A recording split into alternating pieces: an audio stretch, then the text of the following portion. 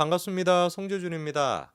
오랜만에 제가 이재명 대표의 그 피습 사건에 대한 얘기를 좀 드리고 싶은데요.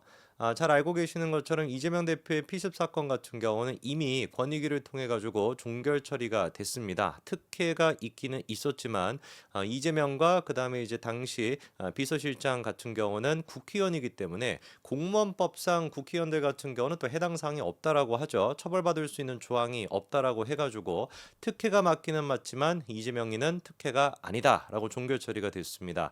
대신에 이제 그 서울대병원 의사가 됐거나 부산대병원 의사는 병원 지금 자체적으로 권익위 그 처분에 맞게끔 지금 또 징계 조치가 이루어지고 있다라고 하죠. 기가 막힌 노릇 아니겠습니까? 그때 당시 분명히 민주당 쪽에서 뭐라고 입장을 밝혔었습니까? 이재명 대표가 서울대로 이송하고자 하는 것은 전공의, 전문의의 어떤 의견을 따른 것이다. 당시 이제 그 담당 의사의 의견을 따른 것이고 가족의 의사가 컸기 때문에 간 것이다라고 그런 식으로 얘기를 했었잖아요. 이재명 대표는 뭐 아무런 연관이 없는 것처럼. 근데 이번에 권익위 결과를 들어보니까 뭐라고 정확하게 명시가 되어 있습니까? 환자와 보호자 두 사람의 의지가 강경했기 때문에 서울대병원으로 갔다는 거예요. 원래 서울대병원 같은 경우는 부산대에서 그런 식으로 이송하겠다라고 했었을 때 난색을 표했죠. 그게 다 기록이 남아 있습니다. 서울대병원이 굳이 뭐 서울대병원까지 올 게 있냐. 부산대병원에서 치료받는 게 좋지 않겠습니까? 이랬더니만 부산대병원에서 뭐라고 얘기했어요? 환자와 보호자의 의지가 강경하다. 환자가 누굽니까? 이재명 아니었습니까? 보호자가 누굽니까? 김혜경 아니었습니까? 분명히 그러니까 부산대가 밝히기에도 이재명 본인 스스로의 의지가 있었던 거예요. 나는 부산대에서 치료 못 받겠다. 나는 서울대 가야지 안전할 것 같다. 라는 식의 의사가 있었다라는 게 분명히 확인이 된 겁니다. 명명백백하게 이거는 특혜였음에도 불구하고 뭐 어쩌겠습니까? 법이 그렇게 돼 있다라고 하니까 공무원들 같은 경우는 공직자 그 윤리에 적용 사항이 없어가지고 그래서 결국에 권익위에서 종결 처리를 내렸습니다. 그리고 똑같은 논리에 따라 김건희 여사 또한 처벌 조항이 없었기 때문에 종결 처리를 내렸죠. 그렇게 두 가지 사건이 정리가 됐습니다. 그런데 생각해 보십시오. 제가 많이 강조를 드렸습니다만 보수 쪽에 있는 사람들 가운데 이재명이 헬기 특혜에 대해 가지고 문제를 제기한 사람이 있습니까? 거꾸로 원래 문제를 제기를 했었어야 되는 것이죠. 어떻게 이재명이가 특혜가 없다라고 할 수 있냐? 어떻게 이것을 그냥 종결 처리를 할 수 있냐? 라는 식으로 우리가 주장을 했어야 되는데 당시에 이제 국민의힘 같은 경우는 힘이 없고 지금도 마찬가지로 싸울 줄을 모르니까 그래서 그냥 유야무야 묻혀버렸단 말이에요. 반대로 그런데 똑같은 논리에 따라 가지고 종결 처리가 됐던 김건희 여사 케이스 같은 경우는 지금 이 순간에도 발작을 일으키고 있지 않습니까? 하물며 그때 당시 권익위가 종결 처리가 냈었을 때 그때 민주당이 보였던 반응이 뭐였어요? 난리를 쳐도 그 난리를 칠 수가 있을 만큼 진짜 막 세상에 뒤집힐 만큼 난리를 쳤고 지금도 난리를 치고 있지 않습니까? 여기서 그럼 우리가 질문해 봐야 되는 것이 두 가지 사건을 놓고서 권익위 국장이라고 하는 분이 극단 선택을 하셨는데 그 권익위 국장이 어떤 사건에 스트레스를 받았을까? 객관적으로 상식적으로 생각해 봤었을 때 모든 것들을 종합해 보더라도 이재명의 헬기 특혜 이거로부터 스트레스를 받은 것이 아니라 그 김건희 여사의 그 문제를 가지고 스트레스를 받았겠죠. 김건희 여사 때문에 스트레스를 받은 것이 아니라 김건희 여사 종결 처리에 대해서 민주당과 개딸들이 난리를 친 거 그것 때문에 스트레스를 받았다라고 보는 게 합리적인 거 아니겠습니까? 오늘 그런데 저희가 추가적으로 살펴봐야 되는 것이 이분이 이제 마지막으로 남겼다라고 하는 카카오톡 메시지 그 메시지에 대한 비하인드 스토리가 추가적으로 공개가 됐거든요. 그 내용을 들어본다면 더더욱 이 국장이라고 하는 분이 어떤 거에 스트레스를 받았는지 우리가 알 수가 있었습니다. 자, 한겨레 같은 경우는 이번에 단독 기사를 하나 냈는데요. 그 단독 기사가 뭐냐? 정승윤 이제 권익위 부위원장이 그 회의 동안에 이런 얘기를 했대요. 권익위 국장이 극단 선택을 했던 것은 이재명의 헬기 탓이다. 이 얘기를 했다라 그래가지고 한겨레가 지금만 난리를 치고 있습니다. 노컷뉴스 같은 경우도 어떻게 권익위 부위원장이라고 하는 사람이 이재명 때문에 권익위 국장이 그렇게 했다라는 식으로 얘기할 수 있냐라고 난리를 치고 있어.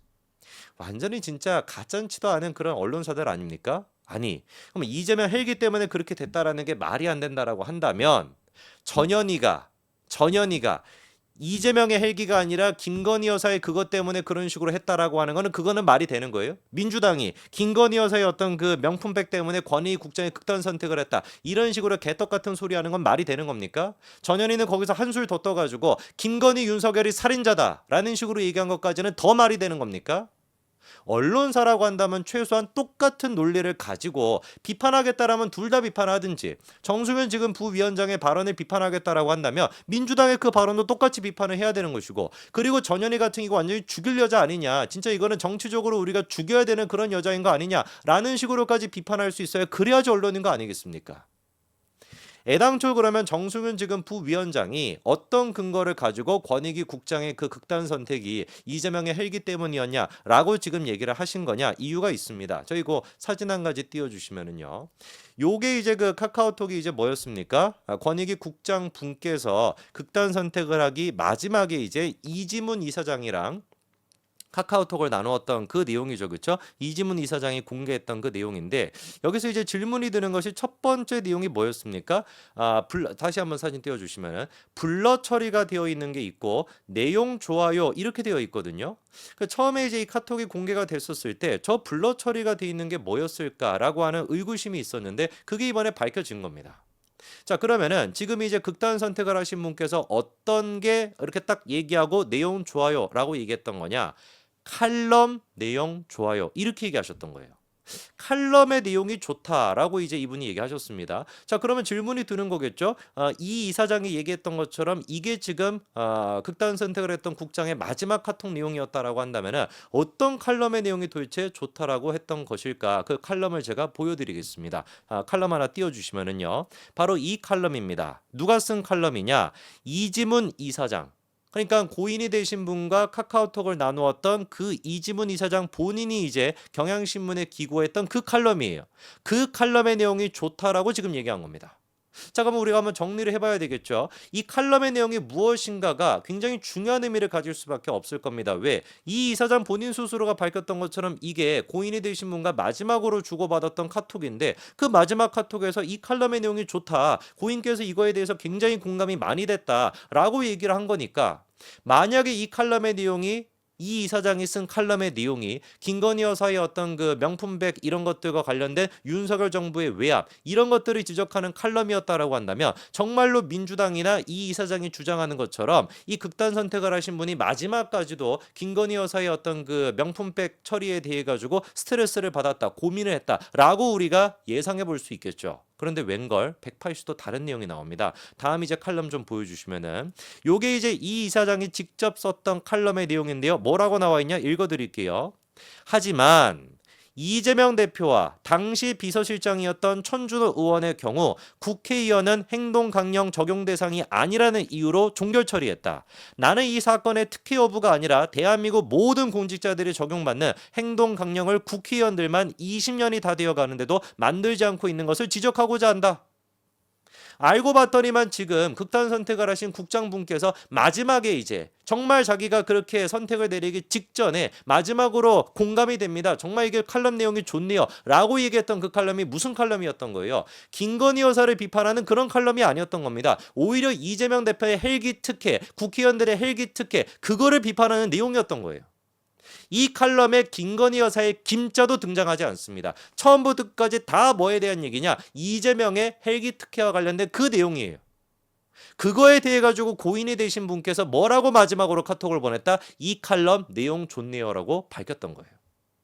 이거를 놓고 봤었을 때 우리가 누가 도대체 이 지금 극단 선택을 내리신 분이 김건희 여사와 관련된 처리 때문에 스트레스를 받았다라고 생각할 수가 있겠습니까? 오히려 지금 이 극단 선택을 하신 분께서 최후의 순간까지도 공감이 됩니다, 좋은 칼럼입니다라고 얘기했던 건 이재명 대표의 헬기 특혜, 그거를 비판했던 칼럼이었던 건데, 여기서 코미디가 뭔지 아십니까? 정작 지금 이 칼럼을 썼던 장본인이 이 지금 이사장, 이지문 이사장 같은 경우는 온갖 지금 언론을 통해 가지고 뭐라고 주장하고 있습니까? 고인이 되신 분께서 김건희 여사 때문에 그런 식으로 스트레스를 받았다, 마치 김건희 여사의 종결 처리 그거와 관련돼 가지고 극단 선택을 하신 것 같다라는 식의 취지로 온갖 곳에 나가 가지고 떠들고 있단 말이에요.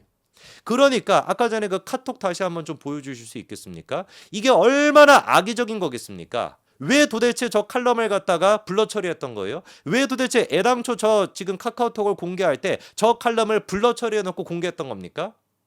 혹시 한겨레나 오마이뉴스 같은 언론사들은 어떤 의도가 있었던 건 아닐까요? 고인이 공감했던 칼럼이 이재명 대표의 헬기 특혜를 비판하는 내용이었다라는 거. 그리고 고인이 극단 선택을 하신 게 김건희 여사와 관련돼 있다라고 주장하는 지금 이 이사장의 칼럼이었다라는 거. 그거를 숨기기 위해 가지고 블러 처리했던 건 아닙니까? 저는 이번에 저 블러 처리가 돼 있던 칼럼이 김건희 여사와 관련돼 있는 칼럼이 아니라 이재명 대표의 헬기 특혜를 비판하는 그 칼럼이었다라는 게 아주 큰 의미가 있다라고 봅니다. 명명백백하게 이 국장님께서 어떤 이유 때문에 극단 선택을 했는지 그거에 대한 실마리를 풀 수 있다라고 저는 보고, 그리고 또 동시에 민주당 쪽에서 이분의 극단 선택이 김건희 여사와 관련돼 있다라고 주장하는 게 얼마나 헛소리인지를 정확하게 보여줄 수 있는 거라고 봅니다. 그렇기 때문에 그 칼럼을 가리고 저렇게 공개를 했던 것이죠. 얼마나 비열한 인간들입니까? 여기까지 말씀드리겠습니다. 감사합니다.